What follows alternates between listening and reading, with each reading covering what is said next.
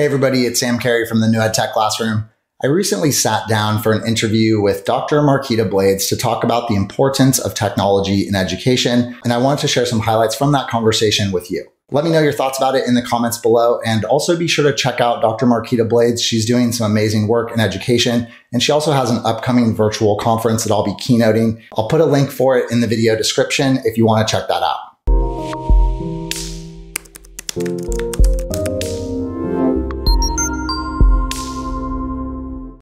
Tell everybody about this amazing YouTube channel that you started. What made you start it and how large it has grown to this point? We hear about all these instructional strategies that we should put in place. A lot of buzzwords out there like differentiation, UDL, right? Personalizing learning, making it engaging, authentic, etc. All these kinds of things that you might sit in a PD and hear somebody telling you that you need to do those things, and then you leave and you still have kind of no sense of how to do those things.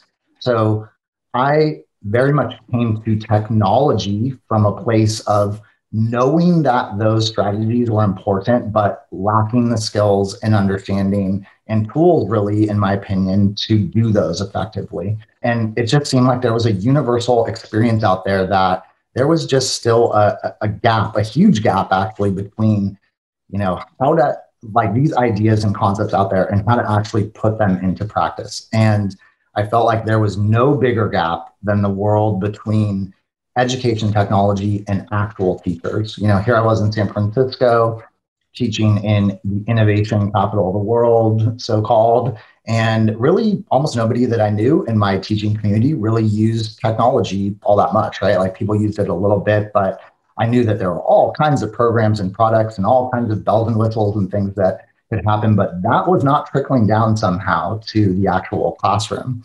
So I have always been kind of experimental and wanted to start bringing that into my own classroom to give it a try and see how it would have an impact. And over time saw just how transformative it could be and wanted to bring that to other teachers and show them not just here's the program and how to use this program, but how to actually take what's useful from this program and powerful and pair it with what we do so well as instructional experts and package it essentially with, research-based high-impact pedagogy. And that's where you really have a transformative impact. I saw that in my own classroom, always working in Title I schools. Interesting fact, never worked in a classroom that even had one-to-one computer. So I ran pretty much a fully technology integrated classroom at a school that did not have one-to-one computers. If you can kind of wrap your head around that. We're actually at a really exciting time in education right now where we have some tools that we can use that can actually help us achieve some of the results we've been looking for. I like that you mentioned the heavy emphasis on instruction and making it practical for teachers, and also that integration of technology that sometimes we really miss.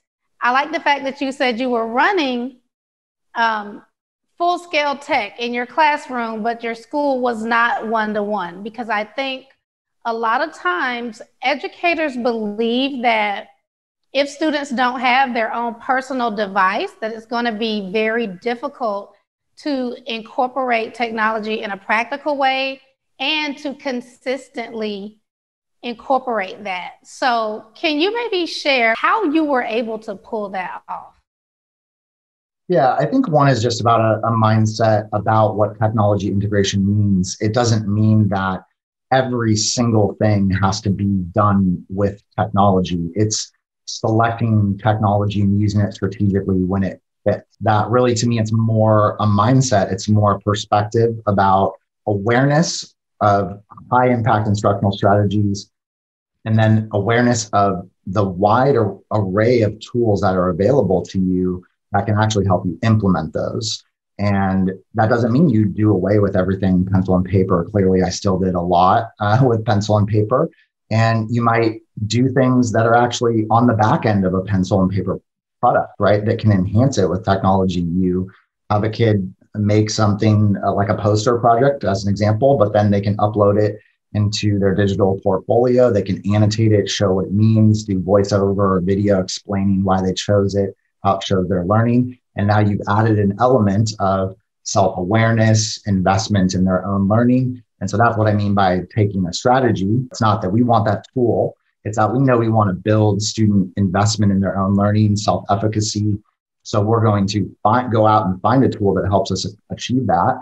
And we'll bring that in at the end of a pencil and paper product. I do want to be clear that I'm a huge advocate for one-to-one. I think it's very important that we all are now more than ever really pushing to make sure that schools are offering one-to-one devices. I think that that's a critical component to closing the digital divide. So I kind of started on this whole project showing people about instructional strategies and wanting to show people how they could achieve things that I knew they wanted to do with technology.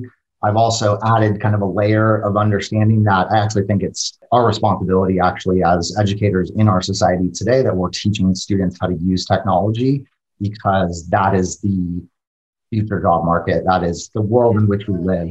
So we need to be preparing students for that world.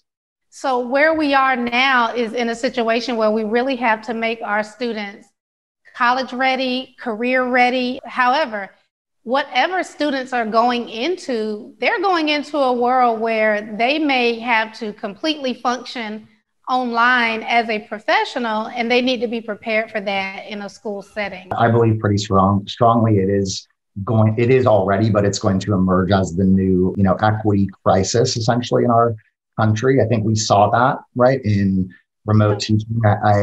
I'm definitely lamenting the fact that there's not enough reflection, I think, about what we can learn from this past experience and take away. At least I'm not seeing that a lot in major news publications and conversations. It's all about the physical location of school, which I understand, but is not necessarily the most important thing in today's world. What I wish we would be thinking about is why was the world of education so unequipped to make that shift, whereas other industries were capable of, sliding right into a hybrid or fully remote situation. I think that's a more interesting question to ask. You mentioned how this pandemic has kind of forced a shift that education was not prepared for. It also pulled the veil back on a lot of equity issues that people were unaware of or either didn't feel were a priority to address, in combination with the fact that a lot of people say instruction should come second to relationship. How do you address that equity issue, that relationship building piece, and all of that while still focusing on high impact instructional strategies that incorporate technology? I think it's wrapped up all together. I think you cannot be an effective teacher. You cannot create an effective classroom culture with just instruction alone. Simultaneously, you cannot create an effective classroom culture with just relationship building alone, right? You're not going to move students and really do what is our fundamental job, which is prepare students with skill development that they'll need, right? And I think often people think of technology as kind of existing in this like technocratic world that's totally separated from relationships or community building.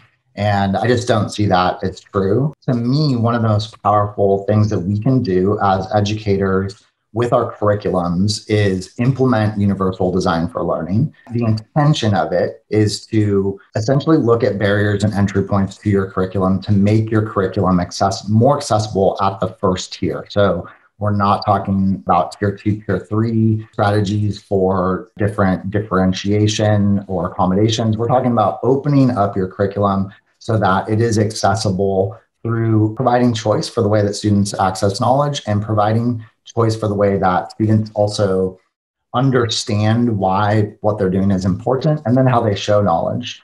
And to me, what that's about is about widening the academic tent, which gets to this issue that is so core, and that's this issue of belonging. And that is not to throw out a bunch of crises, but I think another one we have is that a lot of students don't feel like they belong in schools. You drop out of school arguably because you don't feel like you belong there.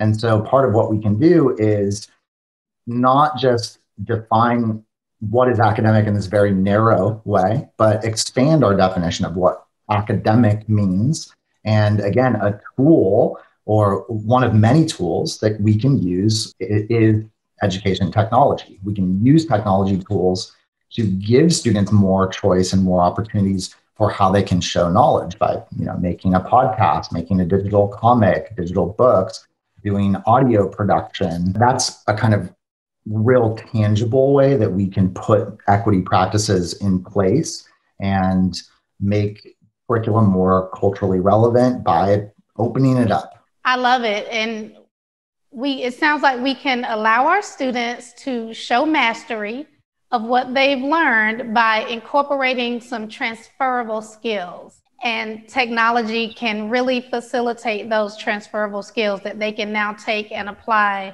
to many different situations that they're going to face once they leave that classroom. When we're thinking about planning our instruction, we're actually tasked with a pretty significant job, right? Teaching is incredibly hard, and there are so many elements of it that need to be dialed in to be an effective teacher. And I love the TPACK model. I'm not going to get all into that and talking about like frameworks, but it's really looking at what is core in your content, what is enduring understanding. And then when you're thinking about the technology you're using as well, what is something that I can show students how to do that's going to transcend my individual classroom? So a teacher should feel success if they feel like they have been able to inculcate an understanding of some enduring concepts, thematic concepts, big picture concepts in their content, and some skills that transcend what you do in your class. If you learn how to do video editing, who knows what kind of world that opens up for your students. Tell the people what they can expect when they register for Teach to Empower and they attend your keynote session on day 2. I'm really looking to inspire educators to be excited about the opportunity that technology can bring to our teaching. I know that a ton of people have gotten pushed into this world, and I want to help people see that it's just a window. People just got a little window in, and there are so many ways that we can really purposefully, strategically use technology to not just transform educational experiences for students, but I believe also reignite our passion and excitement, enthusiasm for teaching, and know that what we're doing is providing a relevant education for students that's going to prepare them for our world and also address some of the equity issues that we're facing in our society. Thanks so much for watching this video to the end. And be sure to check out that playlist above if you're interested in learning more about how to use technology in education. And if you need some help getting started, I've also put a link to download over 20 free resources in the video description, as well as a link to get some more information about my 21st Century Classroom online course. Thanks so much, and I'll see you in the next video.